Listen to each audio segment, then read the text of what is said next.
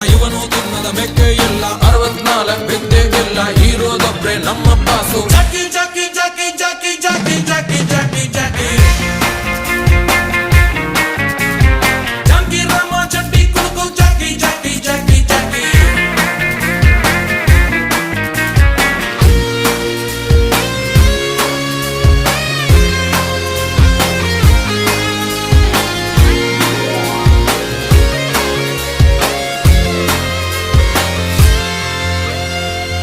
ನಿಯತ್ತಲ್ಲಿ ಪಾಪ ಕಂಕಣ ಭಾಗ್ಯ ಕೂಡ್ಲೇ ಇಲ್ಲ ಹುಟ್ಟುತ್ತಾನೆ ಚಿಲ್ರೆ ಕಾಸು ತಕ್ಕೋಬೇಕು ಸ್ವಲ್ಪ ಯೂಸು